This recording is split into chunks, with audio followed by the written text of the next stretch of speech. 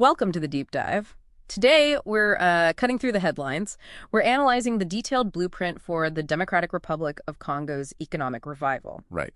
Our sources center on a convergence happening soon in D.C., and the critical role AI is projected to play, driven by the Center for Artificial Intelligence and Sustainable Development. That's CAISD. Yes, CAISD. Okay, let's unpack this. Well, what's crucial to understand, I think, is the high-stakes nature of the platform here. Okay. It's the Partnership for Economic Growth and Job Creation Forum.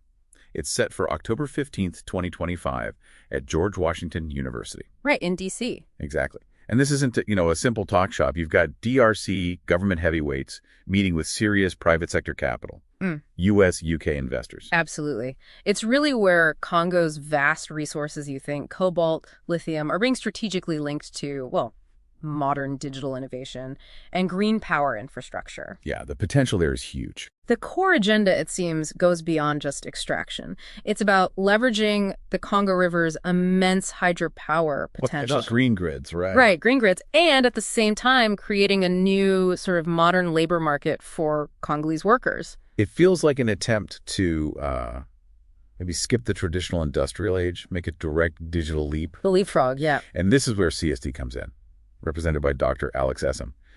Their background, their pedigree is really key here. How so? Well, they started as a South African entity, specifically focused on combating systemic inequality. So they approach AI through that specific lens. Here's where it gets really interesting. The most critical element from what I'm reading in CSD strategy is that they are treating AI as a tool for economic empowerment. Right, not just efficiency. Not just efficiency. They specifically target the immense informal sector, the street vendors, the small-scale miners, market women, people who desperately need a path into the formal economy. That's spot on. And instead of just, generic promises, the sources point to concrete mechanisms. Like what? Like developing AI-powered micro-lending tools, for example. These tools could use non-traditional data points, maybe mobile transaction history. Oh, okay. To assess creditworthiness for, say, market women who have zero access to traditional banks. That's how you potentially bypass the existing system and lift people from the bottom rungs. That does sound ambitious, but given the scale of the challenge in the DRC and, the need for new governance, how realistic is it? Deploying high-tech solutions without it just consolidating power among the elite? That's the crucial question, isn't it? What does building the actual AI chain, as they call it, look like in practice? It means moving beyond simply consuming foreign tech, like generative AI tools. Okay. The requirement is localization.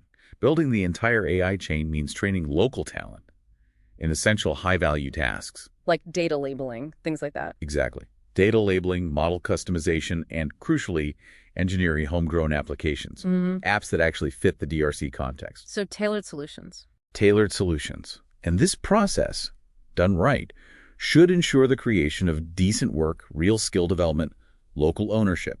It makes ethical considerations part of the design, not an afterthought. Okay, the discussion on skills and ethics immediately brings up, regulatory viability and investment. That's where the investment roadmap part of the forum comes in. Yes, the agenda details those hurdles. They're not ignoring the difficulties for private sector money. Right. You look at the key sessions, like charting a new course. The sources suggest the major roadblock isn't necessarily willingness to invest. But the red tape. But the complex red tape, exactly. Specifically, things like the massive bureaucratic effort needed just to standardize licensing for strategic mineral exports. And this is where AI logistics get flagged as a potential solution, streamlining those supply chains digitally, cutting down months of paperwork, the delays that currently put off big investors. And that other session, Unlocking the Future, moderated by Dr. Danny Leipziger. That sounds like the practical how-to guide for investors. Pretty much.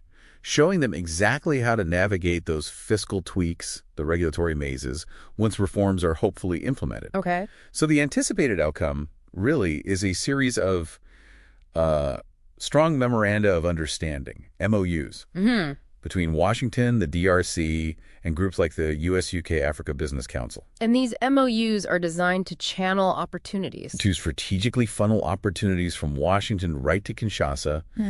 And for CAISD, the goal is then to quickly translate that policy into actual physical projects. Right. They're likely already scouting for locations, maybe AI training hubs in Goma or perhaps smart farming pilots down in the Katanga region. So what does this all mean? I mean, this deep dive seems to show a definite shift, doesn't it? Away from traditional aid models. Yeah, definitely. Towards these high-level economic partnerships, linking Washington policy directly with very specific localized job creation goals on the ground in Africa. Absolutely. But, the real story is always in the follow-through. Yeah. The critical next step isn't just signing the MOUs.